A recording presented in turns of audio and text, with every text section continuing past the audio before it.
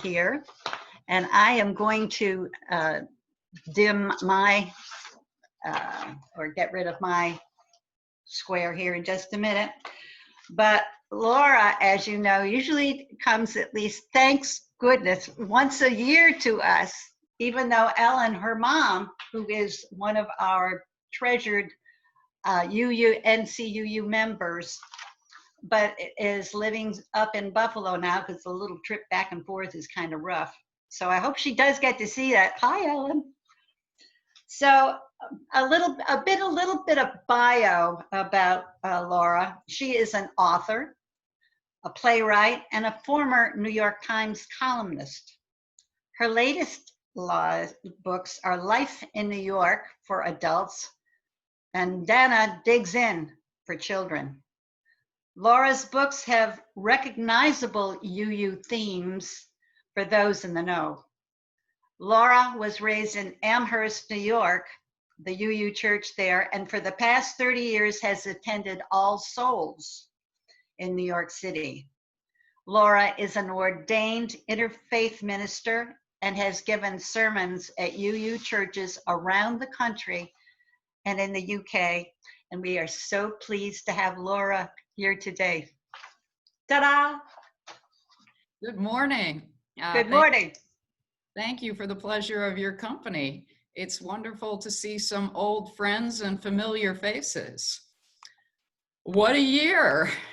The old seasons of winter, spring, summer, and fall have been replaced by impeachment, coronavirus, protests, and election.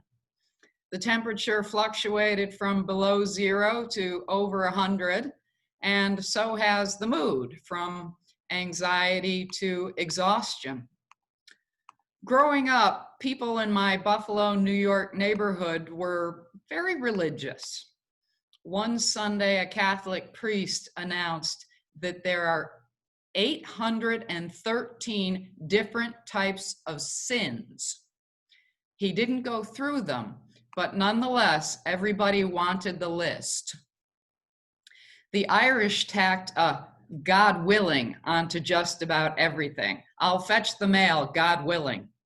When Jewish friends were leaving a party and saying goodbye, they always added, next year in Jerusalem.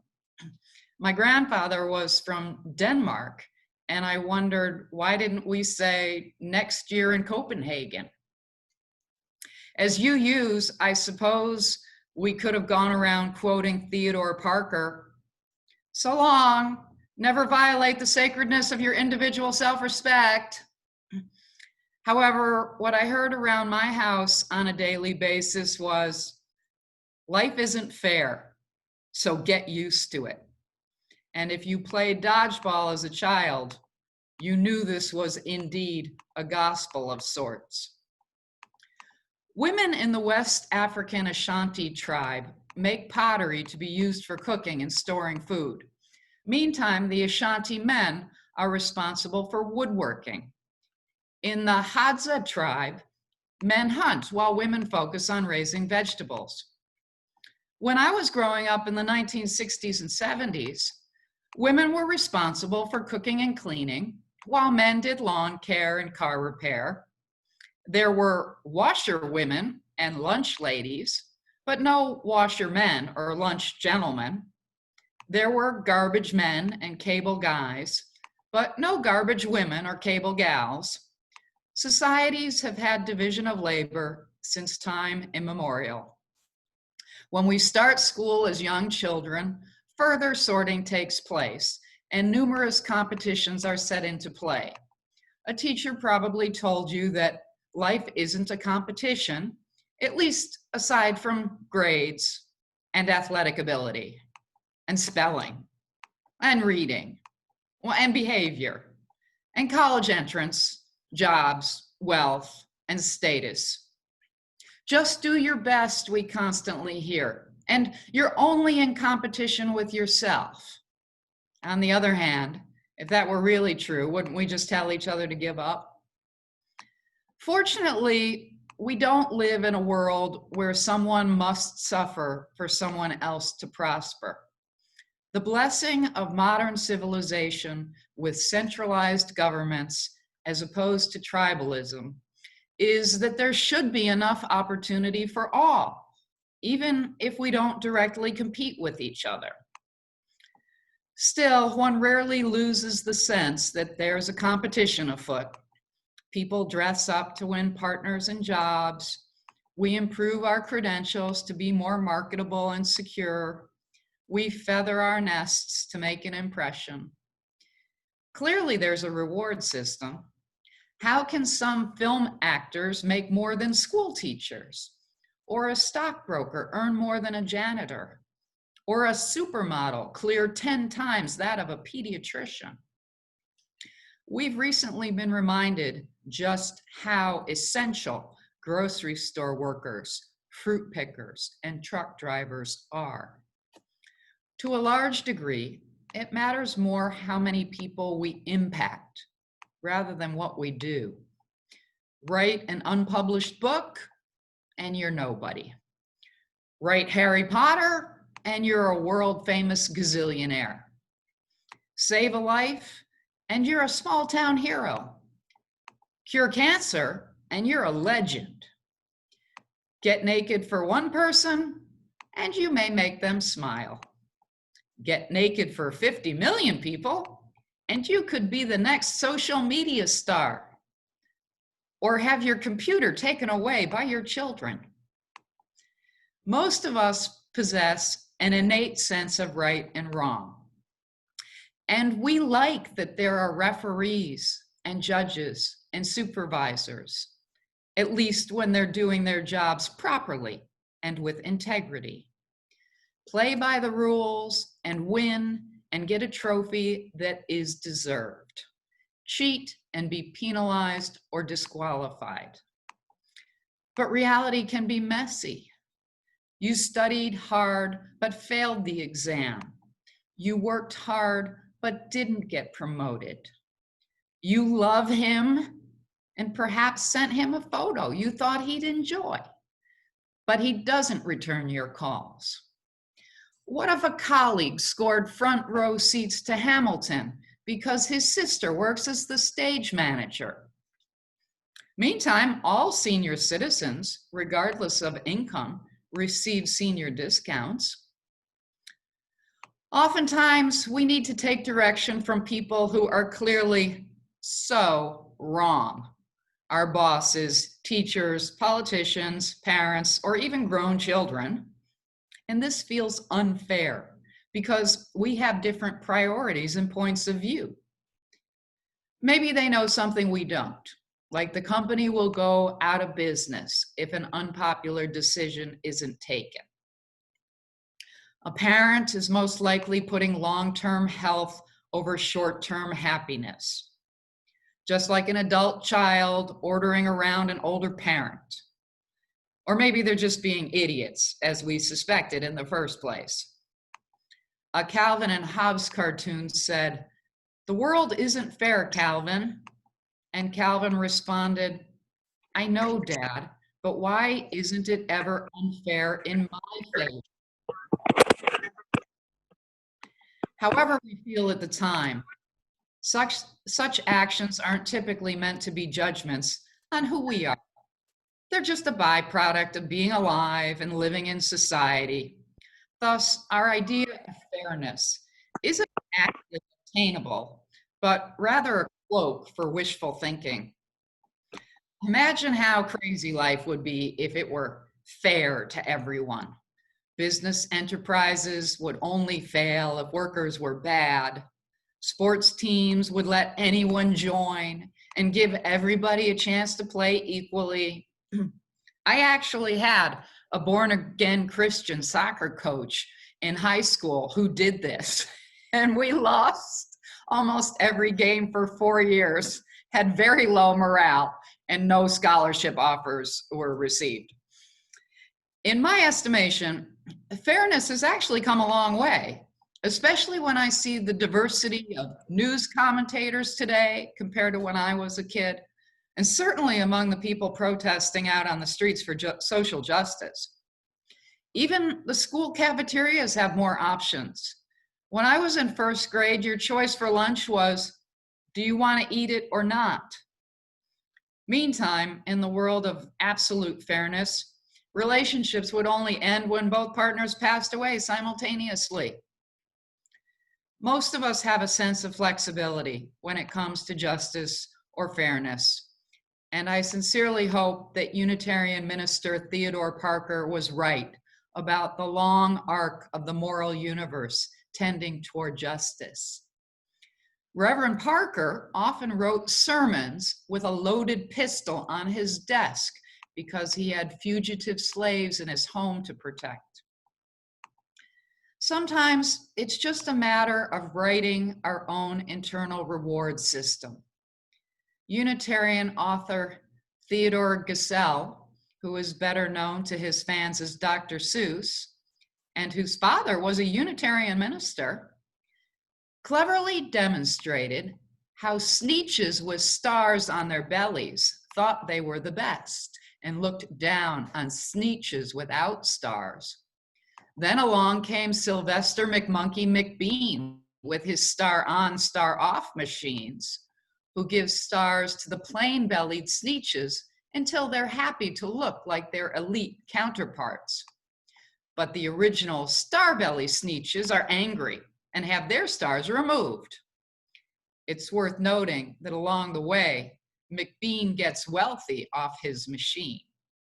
This continues back and forth until no one can remember who had what. And an epiphany strikes. They are all really the same and can coexist.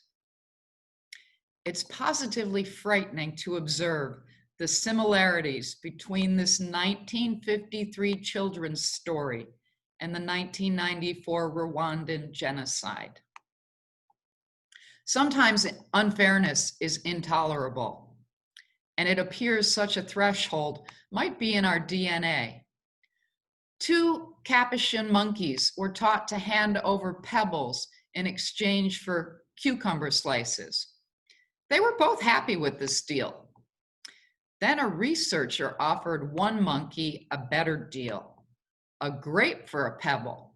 Monkeys love grapes, so this was a big hit.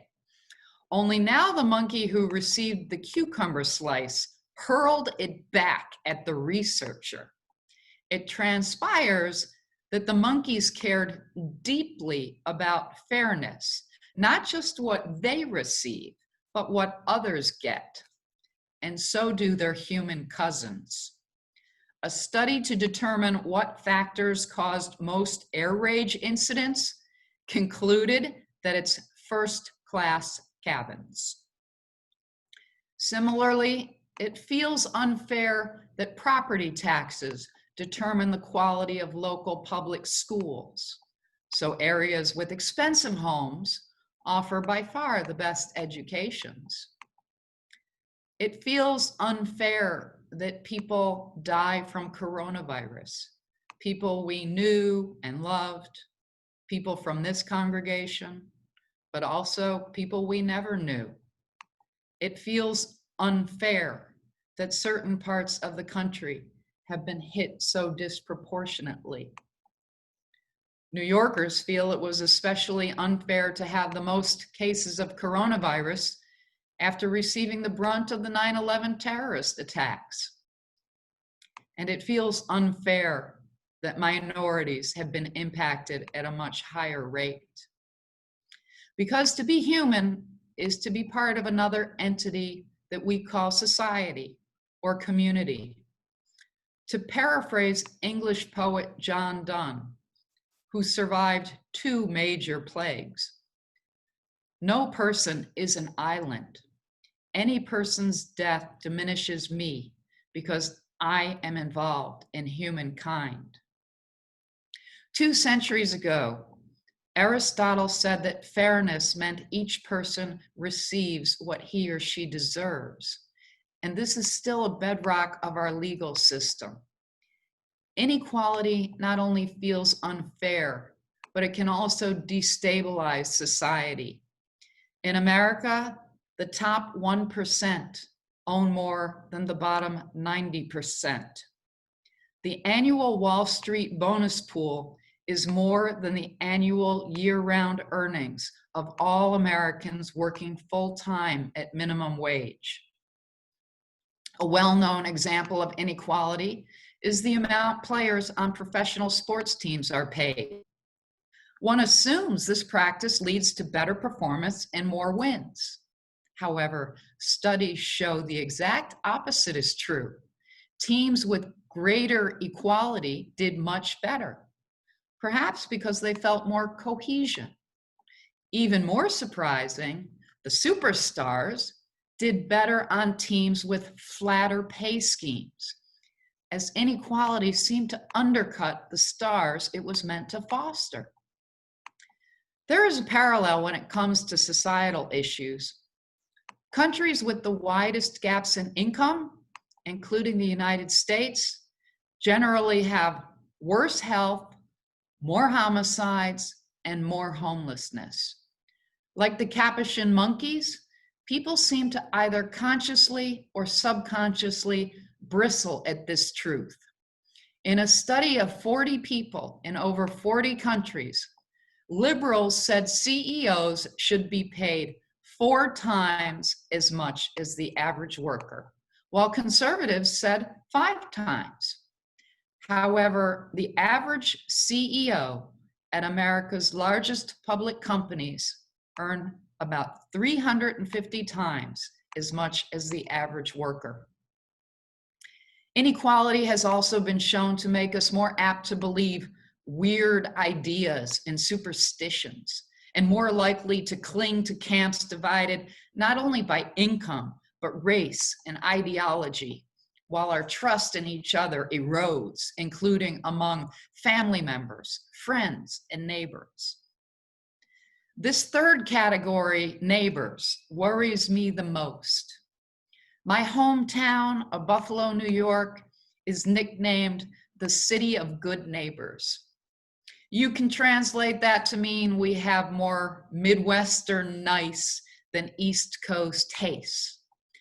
Or you can look at Western New York, a place with a historically harsh climate and residents spread out on farms where, in the event of an emergency, it wasn't the police or fire department or ambulance or dog catcher who was going to save your life or your child's life.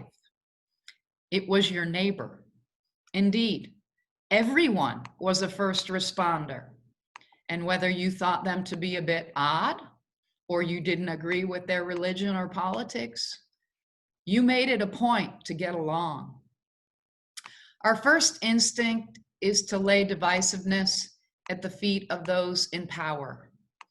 Essayist Susie Kasem writes, "When people can get away with crimes just because they are wealthy or have the right connections, the scales are tipped against fairness and equality. The weight of corruption then becomes so heavy that it creates a dent that forces the world to become slanted, so much so that justice just slips off." However, these are symptoms and not root causes. Digging deeper, I think we'll find that until we confront and remedy unfairness and replace disparity with opportunity, we will continue to be a stressed out society, making us all less healthy and less happy. This is not going to be an easy task, especially when we consider that most factors behind inequality, such as gender norms, class, and slavery, have been in operation for thousands of years. We might also think about how we're often unwilling to tolerate unfairness against ourselves, while we're not worrying quite as much when the unfairness is directed at others. Transcendentalism began as a movement largely among young Unitarian ministers and lay leaders determined to bring about a moral and spiritual renewal within their own churches. They rejected the material philosophy they learned at Harvard, grounded in the idea that all we know comes through the five senses. They welcomed the assessment by Immanuel Kant that there are transcendent ideas that shape our sense perceptions. In ethics, Kant's categorical imperative forbade forming a moral norm for others that one would not want imposed on oneself. This would have implications for racial, gender, and social justice, along with our personal spiritual practices, and continues to do so, especially within our own congregations. Most of us are concerned about how the world should work, or we probably wouldn't be here today. We do have some control over the reward system. We can buy fair trade food, support causes that promote fairness, make our voices heard, and of course, vote in every single election. In 1911, New York's Greenwich Village was a hamlet of progressivism in a less open-minded city, state, and country, where there were lynchings in America, where women couldn't vote in America, and where miscegenation, homosexuality, and cross-dressing were punishable by law.